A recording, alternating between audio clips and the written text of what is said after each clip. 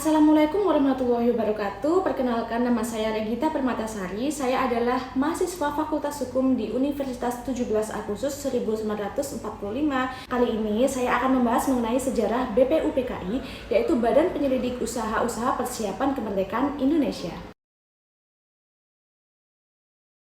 Menjelang akhir masa pendudukannya di Indonesia, posisi Jepang di medan perang Asia Pasifik semakin terdesak.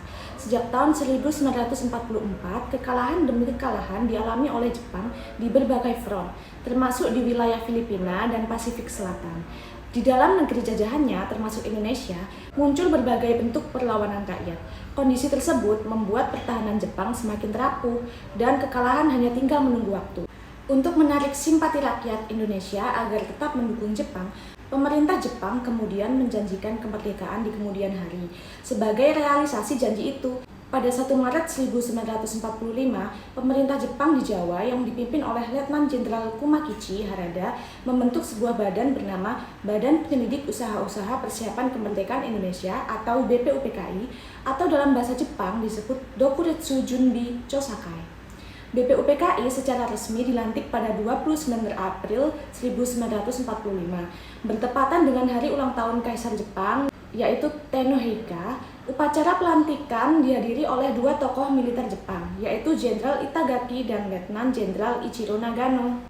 Menariknya, dalam acara tersebut, bendera merah putih dikibarkan berdampingan dengan bendera Jepang, Hinomaru, simbol awal pengakuan terhadap identitas bangsa Indonesia.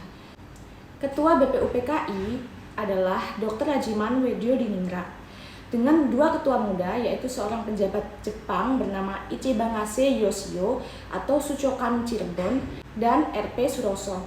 Sekretariatnya dipimpin oleh Mr. A.G. Pringodikdo, dibantu oleh Toyohiko Masuda dan beberapa staf Jepang. BPUPKI memiliki 60 anggota orang Indonesia dan 7 anggota orang Jepang tanpa hak suara. Meskipun banyak tokoh besar seperti Insinyur Soekarno, Dr. Andes Muhammad Hatta, dan Profesor Mr. Supomo menjadi anggota, Soekarno menolak jabatan ketua karena beliau ingin lebih aktif berdiskusi dalam sidang. Tugas utama BPUPKI adalah menyelidiki hal-hal penting yang diperlukan untuk mempersiapkan kemerdekaan Indonesia. Untuk melaksanakan tugas tersebut, BPUPKI membentuk beberapa panitia kerja. Antara lain, yang pertama, Panitia Perumus Dasar Negara atau Panitia 9 yang diketuai oleh Insinyur Soekarno. Yang kedua, Panitia Perancang Undang-Undang Dasar yang diketuai oleh Insinyur Soekarno dan dibantu oleh panitia kecil yang dipimpin oleh Profesor Dr. Mr. Supomo. Kemudian yang ketiga adalah Panitia Ekonomi dan Keuangan yang diketuai oleh Dr. Andes Muhammad Hatta.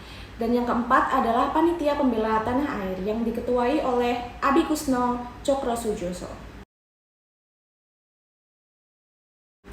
Sidang pertama BPUPKI dilaksanakan pada tanggal 29 Mei hingga 1 Juni 1945. Agenda utama sidang ini adalah membahas dasar negara Indonesia Merdeka.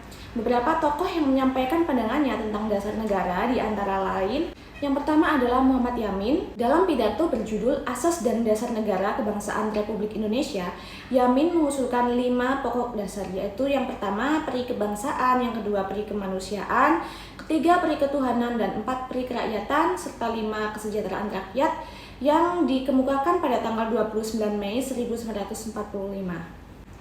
Yang kedua dikemukakan pada tanggal 31 Mei 1945 oleh Profesor Dr. Mr. Supomo, yaitu yang pertama paham negara persatuan, kedua hubungan negara dan agama, ketiga sistem badan pemusyawaratan, keempat sosialisme negara, kelima hubungan antar bangsa.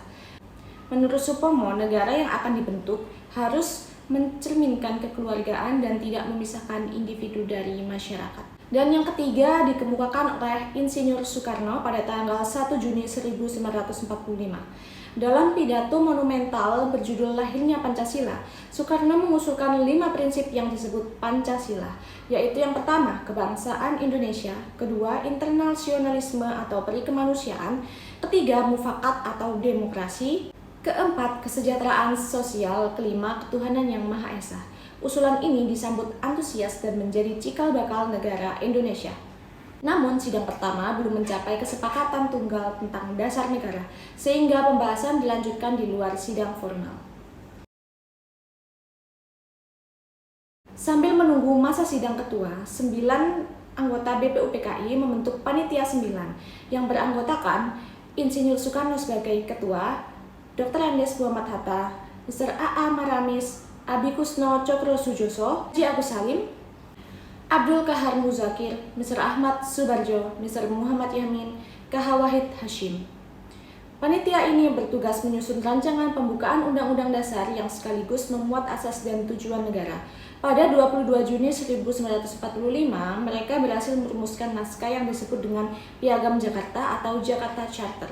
Isi penting alinea keempat Piagam Jakarta mencantumkan 5 dasar negara, yaitu yang pertama ketuhanan dengan kewajiban menjalankan syariat Islam bagi pemeluk-pemeluknya, kedua kemanusiaan yang adil dan beradab, ketiga persatuan Indonesia, keempat kerakyatan yang dipimpin oleh hikmat kebijaksanaan dalam permusyawaratan perwakilan, dan kelima keadilan sosial bagi seluruh rakyat Indonesia.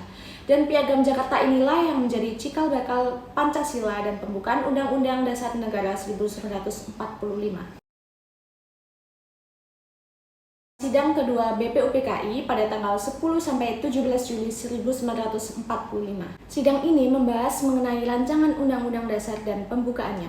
Panitia perancang Undang-Undang Dasar yang diketuai oleh Soekarno menyetujui bahwa pembukaan Undang-Undang Dasar diambil dari Piagam Jakarta. Panitia ini kemudian membentuk Panitia Kecil Perancang Batang Tubuh Undang-Undang Dasar yang diketuai oleh Profesor Dr. Supomo dan dibantu oleh Profesor Dr. Hussein Djajadiningrat.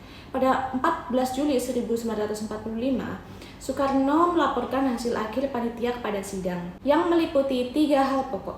Pertama, pernyataan Indonesia Merdeka, kedua, pembukaan Undang-Undang Dasar yang berasal dari Piagam Jakarta, dan yang ketiga adalah batang tubuh Undang-Undang Dasar. Dan semua hasil kerja tersebut diterima secara bulat oleh sidang. Setelah menyelesaikan semua tugasnya, BPUPKI dibubarkan pada tanggal 7 Agustus 1945, lalu digantikan oleh PPKI, Panitia Persiapan Kemerdekaan Indonesia, yang beranggotakan 21 orang. PPKI inilah yang nantinya akan mengesahkan Undang-Undang Dasar 1945 dan Pancasila pada tanggal 18 Agustus 1945, sehari setelah proklamasi kemerdekaan. Sekian ringkasan dari sejarah BPUPKI, kurang lebihnya saya mohon maaf. Wassalamualaikum warahmatullahi wabarakatuh.